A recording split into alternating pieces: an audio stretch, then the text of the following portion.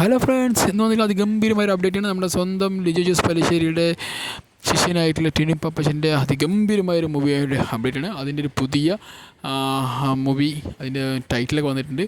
Title ഭയങ്കര കൗതുകമാണ്. കൊല്ലം കോട്ട company പറഞ്ഞിട്ട്.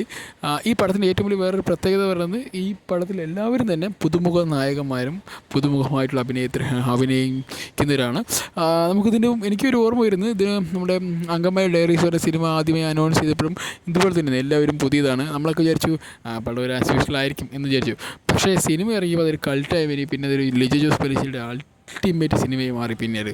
അപ്പോൾ എന്തായാലും ഗുരുവിൻ്റെ കയ്യിൽ നമുക്ക് പുതിയ പിള്ളേരായി വന്നപ്പോൾ അദ്ദേഹത്തിന് കിട്ടിയ വലിയൊരു സംഭവമാണെങ്കിൽ അതിനേക്കാളും വലിയൊരു സംഭവം ആവോ ഇല്ലയോ നമുക്ക് നോക്കേണ്ടി വരും. കാരണം ഇതെങ്ങനെയാണ് ഇതിൻ്റെ ക്രാഫ്റ്റിംഗ് എന്ന് പറയാമല്ലോ.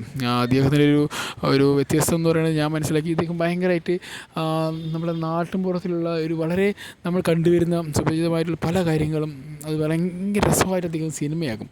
അതാണ് ഇദ്ദേഹത്തിൻ്റെ ഞാൻ കണ്ടൊരു ഏറ്റവും വലിയ, അതും നല്ല അടിപൊളി നല്ല ആക്ഷനൊക്കെ ഓറിയൻറ്റഡാക്കി നല്ല സെറ്റപ്പ് ആയിട്ടുണ്ടാകും. അപ്പോൾ എന്തായാലും ഈ സിനിമയുടെ അപ്ഡേറ്റ് വന്നിട്ട് തന്നെ പുതിയ പോസ്റ്ററും പുതിയ അതിൻ്റെ പേരൊക്കെ വന്നതിന് നമുക്ക് എല്ലാത്തിനും ഭയങ്കര ആങ്സൈറ്റിയാണ്. കാരണം എന്തായിരിക്കും ഈ സിനിമ ഉദ്ദേശിക്കുന്നത്. കാരണം ഈ ഒന്നാമത്തെ ടിനി പപ്പച്ചൻ പറയുന്ന ഒരു ഡയറക്ടർ ഭയങ്കര രസമുള്ള ഡയറക്ടറും കൂടിയാണ്. അദ്ദേഹത്തിൻ്റെ സിനിമകളൊക്കെ തന്നെ ഒരു വ്യത്യസ്തമാണ്. അതോടൊപ്പം തന്നെ അത് നല്ല കണ്ടുകൊണ്ടിരിക്കാനും ഭയങ്കര അടിപൊളിയാണ്. നമ്മൾ നാട്ടുപുറം നടക്കുന്ന അടിയും ഇടിയും ഒക്കെ ഉണ്ടല്ലോ, അദ്ദേഹത്തിന് വളരെ സിനിമാറ്റിക്കായിട്ട് അത് ക്രിയേറ്റ് ചെയ്ത് നമുക്ക് നമ്മുടെ മുന്നിൽ കൊണ്ട് വെച്ചിരും.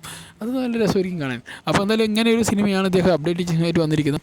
ഇതിൻ്റെ മറ്റു അപ്ഡേറ്റ് ഇതുവരെ വന്നിട്ടില്ല. കാരണം ആകെ ഒരു പോസ്റ്ററും അതിനകത്ത് തന്നെ ഒരു പേര് വന്നിരിക്കുന്നത്.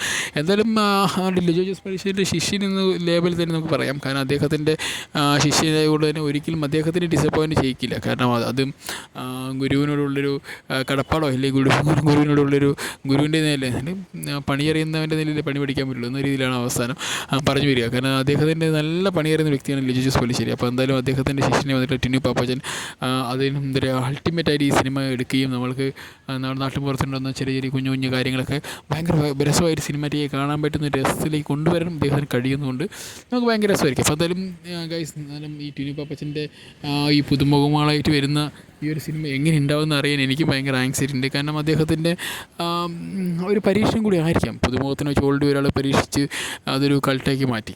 ഇപ്പോൾ ആ ശിഷ്യനും കൂടി അങ്ങനെ ചെയ്തൊരു കൾട്ടാക്കി മാറ്റുകയാണെങ്കിൽ ആ ഒരു ഗുരു ശിഷ്യൻ്റെ ഒരു അടിപൊളി ബന്ധമായിരിക്കും ഇത്. എന്തായാലും എവിടെയെങ്കിലുമൊക്കെ ഒരു ലിജോ ജോസ് പല്ലിശ്ശേരി ടച്ച് വരാതിരിക്കാൻ വഴിയില്ല. കാരണം അദ്ദേഹത്തിൻ്റെ ശിഷ്യനായതുകൊണ്ട് തന്നെ പടം വേറെ രീതിയിൽ പോകാനുള്ള സാധ്യതയുണ്ട്. അപ്പോൾ എന്തായാലും ഗൈസ്, നല്ലൊരു അപ്ഡേറ്റ് കഴിഞ്ഞും വരട്ടെ. ഞാൻ ഇതുമായിട്ട് ഇനി ഒരുപാട് ടീസർ വരാണ്ട്, ട്രെയിലർ വരാണ്ട്, റിലീസ് ഡേറ്റ് അങ്ങനെയൊക്കെ വരാണ്ട്. അപ്പോൾ അതിൻ്റെയൊക്കെ അപ്ഡേറ്റുകൾ ഞാൻ നിങ്ങളെ അറിയിക്കുന്നതായിരിക്കും. Okay guys, bye, see you. അടുത്തൊരു അപ്ഡേറ്റ് വരുന്നതായിരിക്കും. ബൈ. മഴയാണ്, എല്ലാവരും സേഫായിരിക്കുക. Okay, bye, see U.